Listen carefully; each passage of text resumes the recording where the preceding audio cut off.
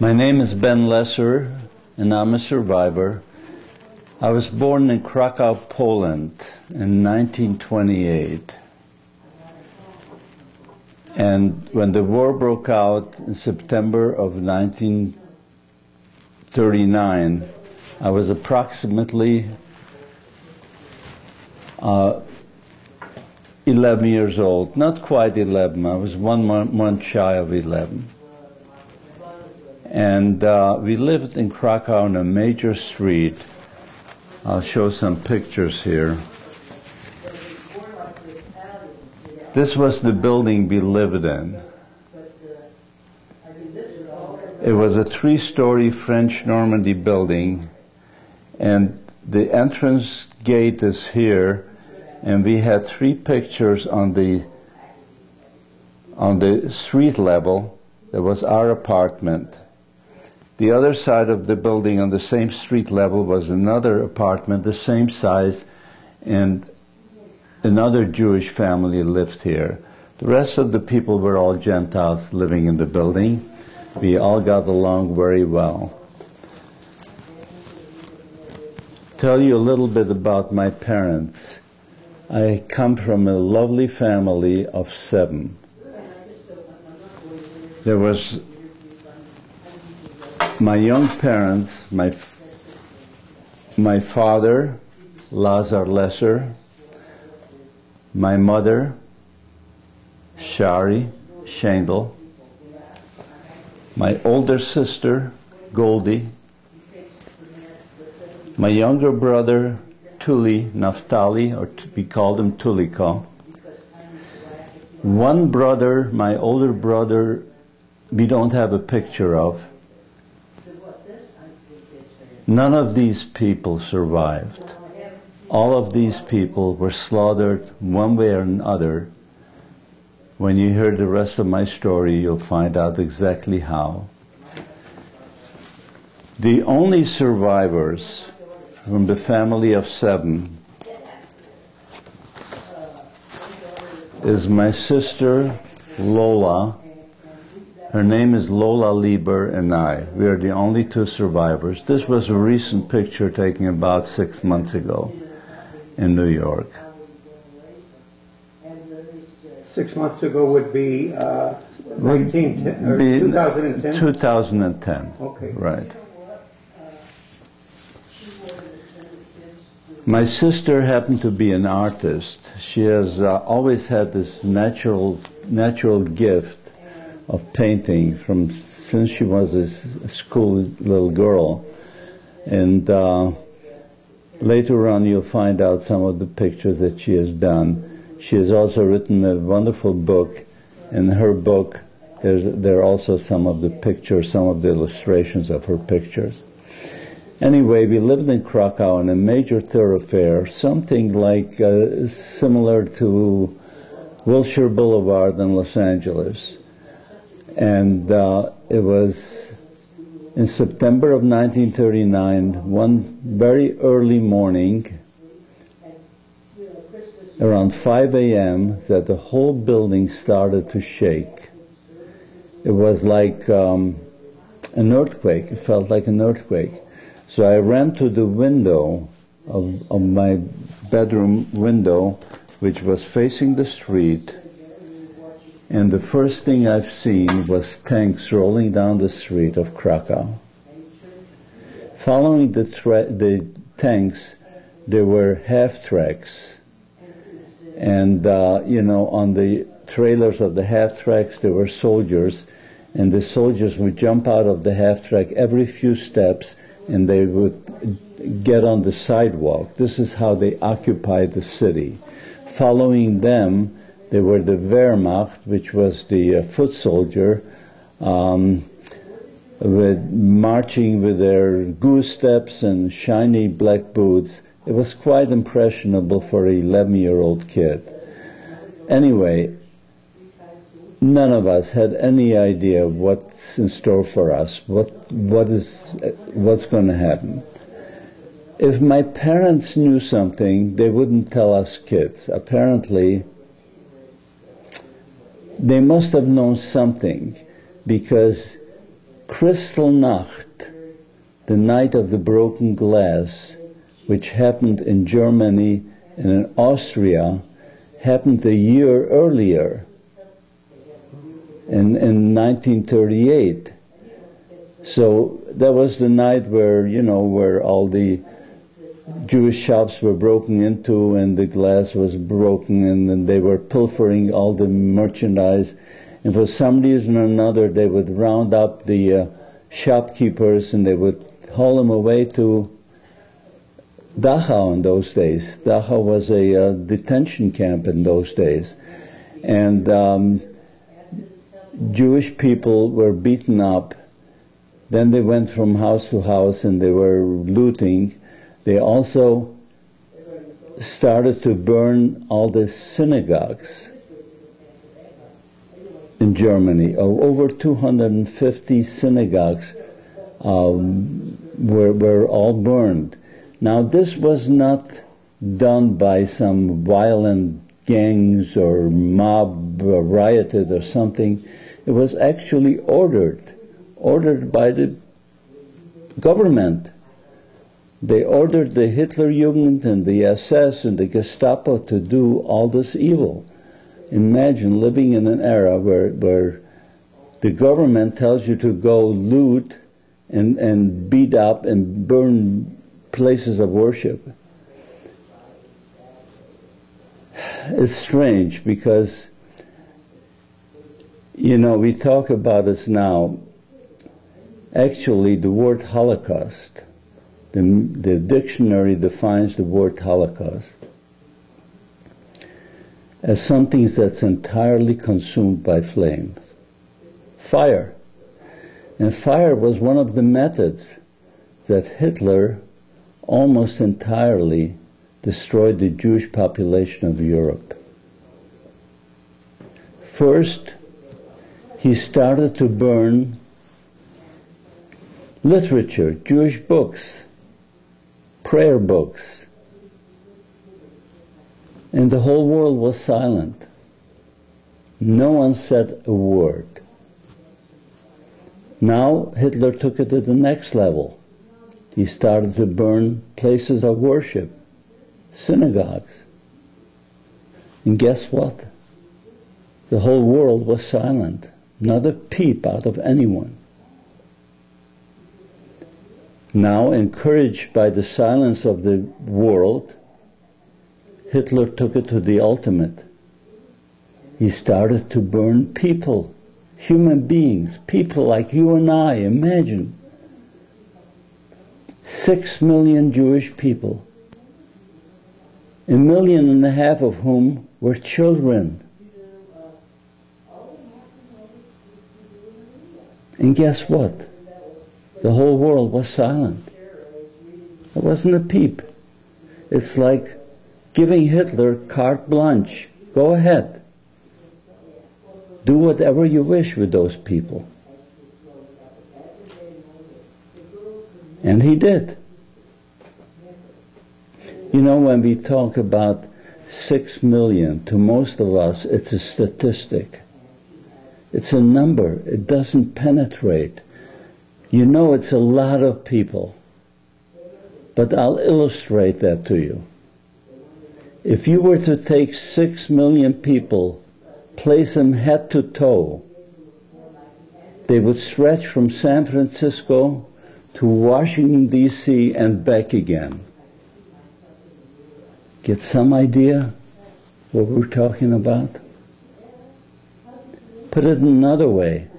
If you were to name 6 million names, only allowing 1 second per name, 724 without stopping, it would take 4.5 months to name 6 million people. It just doesn't penetrate to most people. I get carried away, excuse me, I'll go back to my story. If my parents knew anything at all that was happening, obviously they didn't share it with us. They didn't want to frighten us. But they must have known something. I'm sure they didn't know to what extent, because no one could imagine what's really coming. No one could imagine that.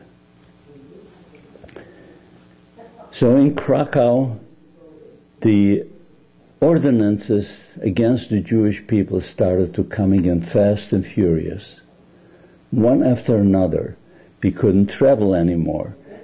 They ordered us to discard all of our IDs, and we had to be issued new IDs with a big J, a red J in the center of it, J for Judah.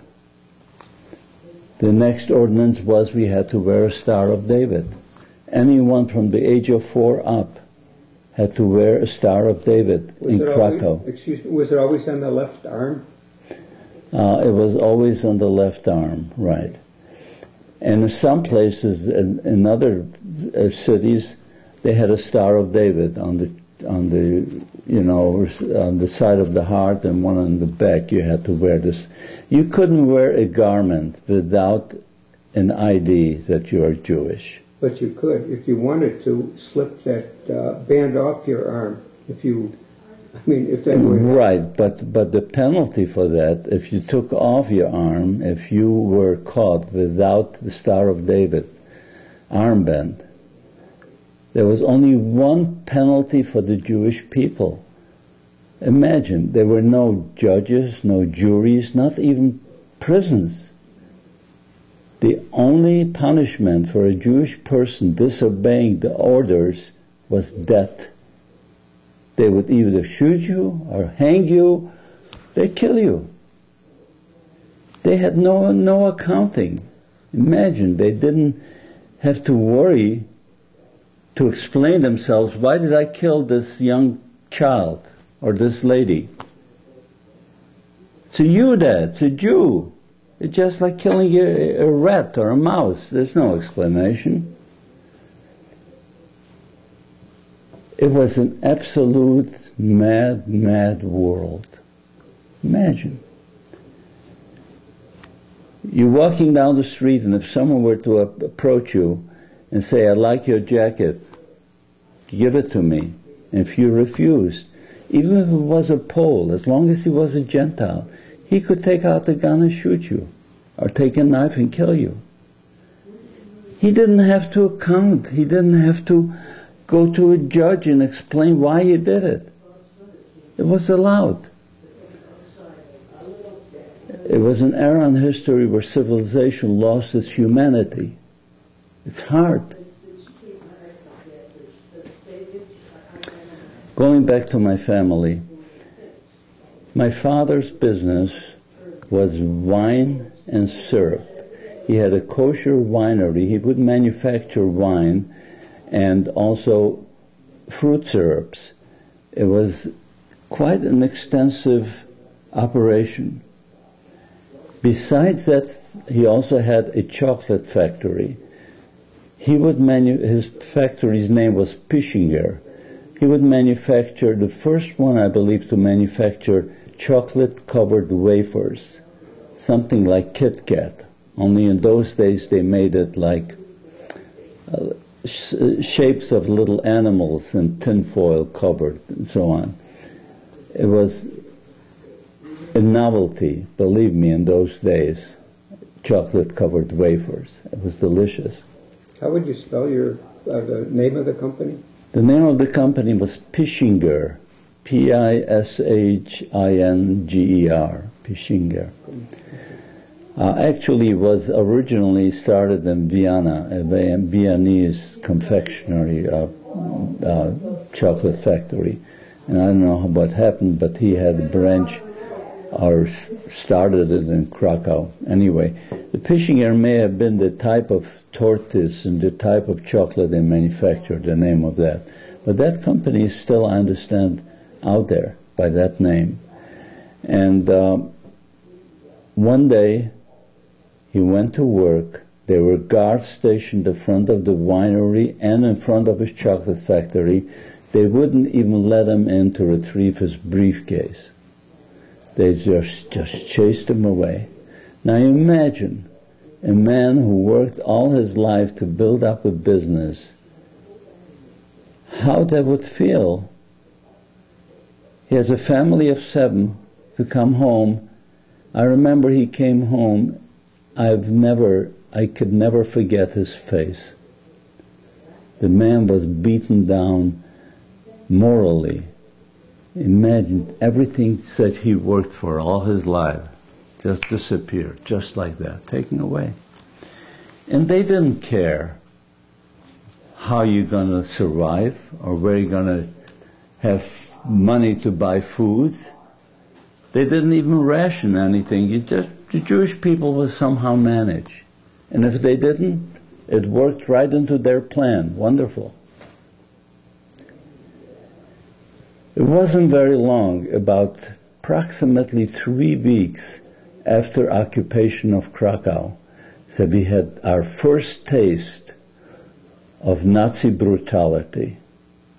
What happened? Early in the morning, a truck pulls up to the building where we lived, to this building where we lived. This is a bad picture because it has a van in front of it, but the gate is right here, and it was still dark outside, and a bunch of soldiers, I think they were SS, who knew the difference, started to bang on the gate. In Europe, all the buildings have a main gate, which is usually locked at night by the super. They call him a struś in Poland. The super locks it at night and opens it up in the morning. When they were banging on that gate, the super came running and see what was going on. And he saw these soldiers with a truck there, and all they wanted to know, where do Jewish people live? Judas, where do they live? Of course, he was quick to oblige. He showed them our apartment, and on the other side of us, there was another Jewish couple that I told you earlier. That couple was a young couple who had 2 little girls. One of the daughters was approximately my age because we would play after school in the yard every day. And they recently had an infant little boy, which was about 2 weeks old. Anyway, they came running to our apartment, almost broke down the door, and pistol whipping everybody in the apartment. We were still in bed. And they pulled us out of bed. They were pistol whipping, and they were yelling. In their hands, they had sacks. And they were yelling, all your valuables you throw into these sacks. Gold, jewelry, gold, silver, furs, anything of value, to throw it in. And whatever they can find, they threw it right in. I remember my mother had a necklace, and they just ripped it right off her ring, and everything went into that sack. At the same time, they were pistol whipping us, beating us. We were all bloodied. When suddenly we hear in the neighboring apartment where this other Jewish couple lives, this terrible screaming. It was such noisy screaming that scared the heck out of us. We never heard anything like this. So I remember my sister Lola and I ran out, and we ran across the way to see what's going on. Well, we have seen in front of our eyes something that I even hate to talk about it, because it's something that for the rest of my life, it's always going to be in front of my eyes. This monster SS man was holding the infant by its legs. Imagine, he was holding, the infant was woken up and crying from all the commotion going on. So he's swinging it by its legs back and forth. He's screaming at the mother, make him shut up. Well, you can imagine the mother, the father, and the 2 girls, everyone was screaming, my brother, please let him go, let him go. The mother is yelling, my baby, my baby.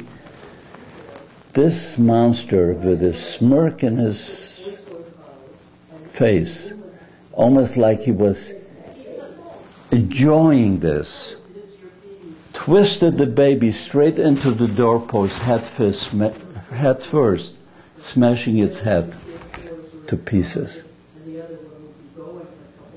Well, if you could imagine all of us, we were absolutely stunned. We couldn't believe what just happened. And all of us jumped on this monster, and each one of us were beaten down with pistols. And finally, I guess his buddies were a little surprised themselves, because remember, this was just the beginning of the war. They have never even seen anything like it, probably, because right afterwards they grabbed all their loot and they ran right away. They ran out of there. The mother died 2 weeks later in the hospital from all the beating and heartbreaking. The father with the 2 daughters just moved out. I never heard from them again. That was our first taste of Nazi brutality. But things started happening all over. I had a cousin, my first cousin, who lived in a different area in Krakow. And it was a Friday. The mother sent him to go down to the store to buy some flour to bake some chali, to bake for Shabbat, for Shabbat.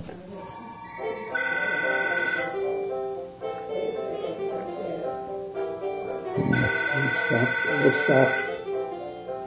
It's on. So, continuing with the story, as I was telling, my cousin was walking down the major street going to a store to buy some flour. And remember, everyone was wearing a Star of David, so the Germans could tell who is Jewish or who isn't. And obviously this particular Nazi, I don't know, it was an SS man or a Gestapo man, whatever, he was walking on this major street with 2 shepherds, German shepherds on his side, 2 dogs, and he saw this Jewish young man come up. He decided he's going to have a little fun. And he orders his dogs to tear my cousin apart on a major street. There were onlookers on the street just watching it like it's some kind of a show. Obviously, my cousin was killed. He was only about 19 years of age. It's hard to explain what kind of a world it was. And this was being done by modern, civilized, cultured people. It was Germans. Educated people. It's not like it was in the Middle Ages sometimes. We couldn't believe what we have just seen. Germany, of all places, who among the Western nations was one of the most cultured nations in those days.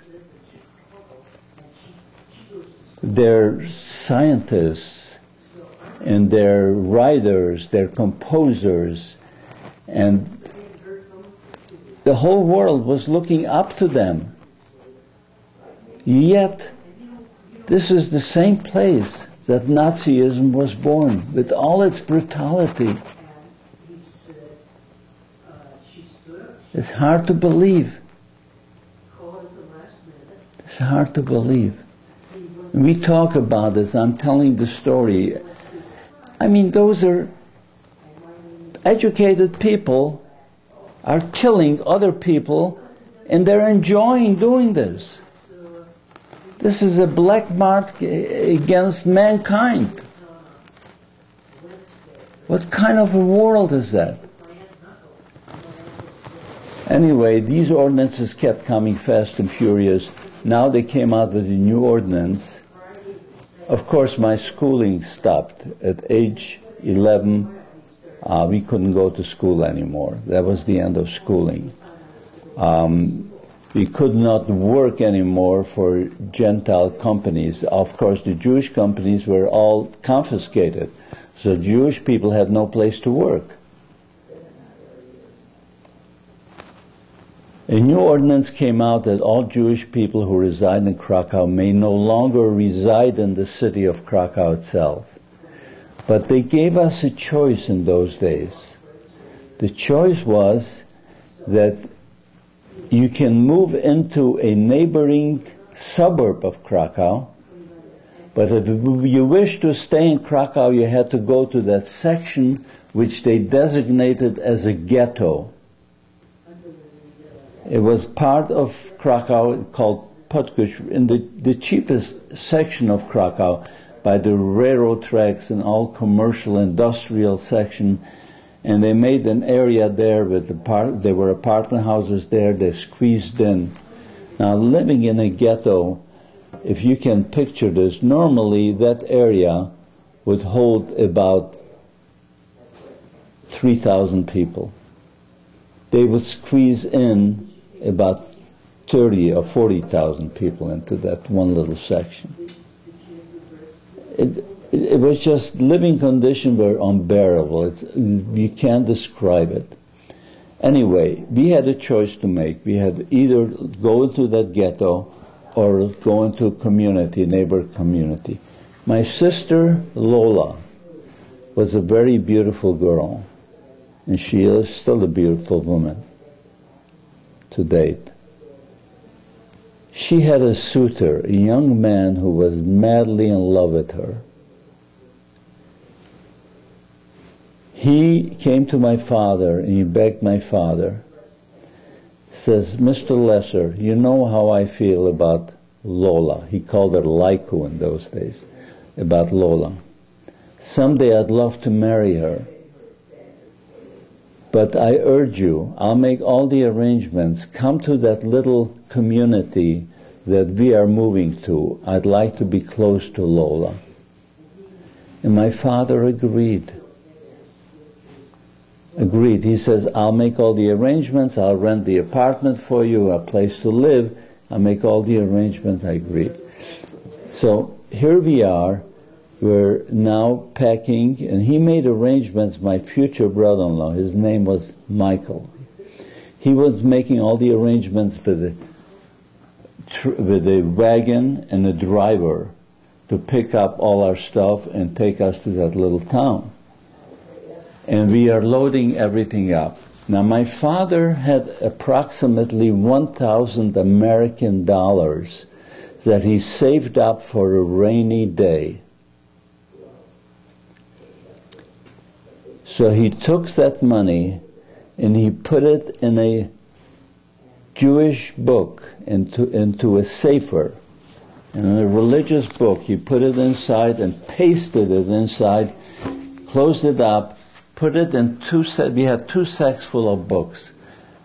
Put it in one of the sacks, mixed up with all the books, and now we're loading it on top of the wagon that we are going to take eventually to that little town in Niepolomice. The name of the town was Niepolomice. How do you spell that? Well, there are different ways, but it's Niepolomitza,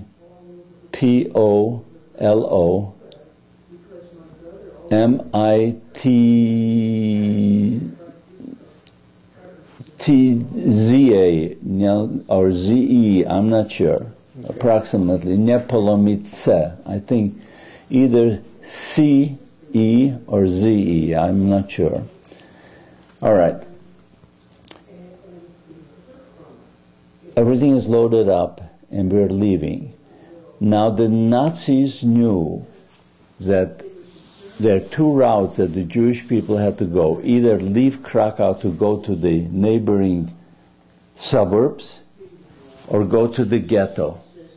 So they were waiting for us on the other side of the city, and as soon as we arrived at one spot, we were being stopped by the Germans. Halt! Stop. 2 husky guys jump on top of the wagon, and all they wanted to know, do you have any Jewish literature? Books. And we take a look on the side of the road. There was this mountain, the size of a big room, full of Jewish books. They knew people had to go this way, and they wanted to destroy all Jewish literature. So later they're going to have a bonfire. They're burning it, all of it. So they took those 2 sacks full of books and heaved it on top of that pile. My sister Lola spoke a beautiful German. So she walks up to this German, and we all held our breath because he can kill her, you know. But what is she doing? She walks up to him, and in a nice way she speaks to him. She says, "Look, my father is a writer. He wrote his autobiography. Let him keep this one book." He looked at her. She was pretty. She spoke a beautiful German. He says, "Okay, I'll give you 5 minutes if you can find it." Well, you can imagine all of us in the family started climbing on top of that mountain of books. All these books look alike. They're either brown or black leather covered. And when you climb on books, you keep sliding down. Anyway, we were chased away 5 minutes later, penniless, without a book. Now my father is now destitute. He had nothing. And he's going to a new little community. He has a family to feed, a family of 6. Well, in a little while I'll tell you where my sister Goldie, in fact, I'll tell it to you right now.